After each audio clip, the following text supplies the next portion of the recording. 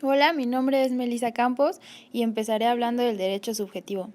Es el derecho como facultad de alcanzar algo o como poder de obrar y conseguir un resultado. El derecho objetivo son las leyes o reglas de conducta que deben ser respetadas y son de carácter general, heterónomas y coercibles. El derecho real es la facultad o poder de aprovechar autónoma y directamente una cosa.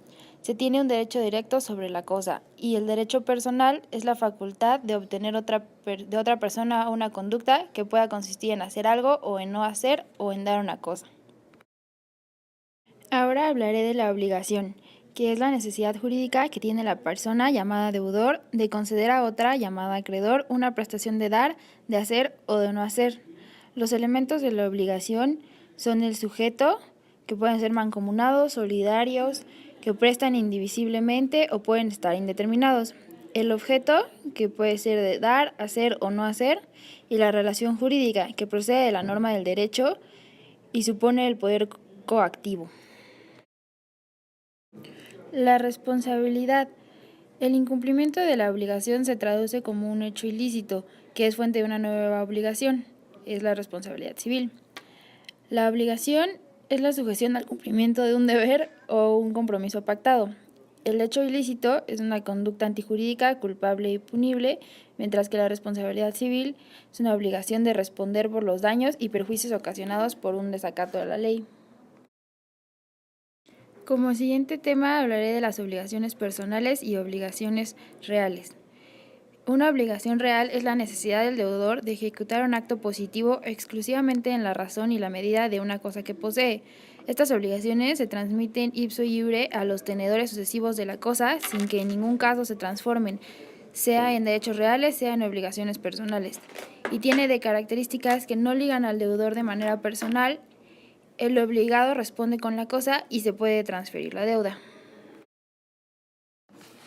Y las obligaciones personales es la facultad que tiene una persona llamada sujeto activo o acreedor de exigir a otra persona determinada, sujeto pasivo o deudor. Tiene como características que compromete al deudor en lo personal, también compromete todo el patrimonio del deudor y puede ser transferido solo mediante contrato. Fuentes de las obligaciones. Las fuentes son la ley y el hecho jurídico. Un hecho es una acción que realiza el ser humano para llegar a un fin, y un hecho jurídico es la acción que realiza el ser humano pero con consecuencias jurídicas. A diferencia del acto jurídico, que es toda manifestación de voluntad que crea, transmite, modifica o extingue derechos y obligaciones. El contrato es un acto jurídico el cual tiene la manifestación exterior de la voluntad y este es doble. El contrato crea, transfiere, modifica y extingue derechos y obligaciones, mientras que el convenio solo los modifica y extingue. Los requisitos de existencia del contrato es la voluntad, tiene que ser libre y plena, o sea, sin miedo y sin error.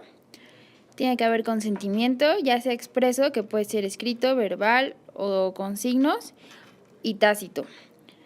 También está el objeto, que es directo, crea o transfiere, e indirecto, que es dar, hacer o no hacer. También está la capacidad, que aquí abarca el concepto, la clasificación, que puede ser de goce o de ejercicio, la representación, ya sea legal o voluntaria, el mandato, que es general o especial, de pleitos y cobranzas, actos de transmisión, actos de dominio, contrato con signo mismo, y también la ausencia de vicios, el error, el dolo, la mala fe, la violencia, la lesión. Y por último, la licitud, junto con las formalidades, que son el concepto, la acción pro forma, la consensualidad y la firma.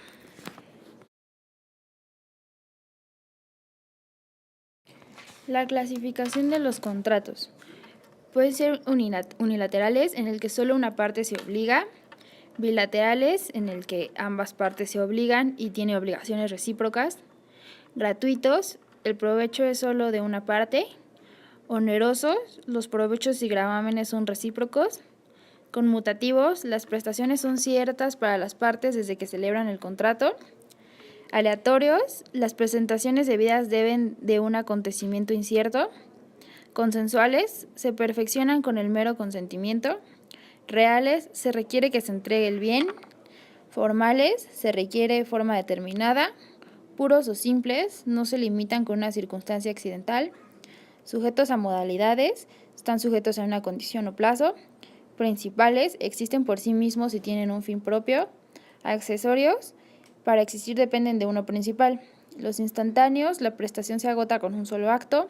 De tracto sucesivo, que es de ejecución reiterada. Nominados, tienen regulación específica en la ley. Innominados, no tienen regulación específica en la ley. De adhesión, una de las partes acepta el contrato realizado por otro. Y de igual a igual, las partes establecen libremente los hechos y los derechos y las obligaciones.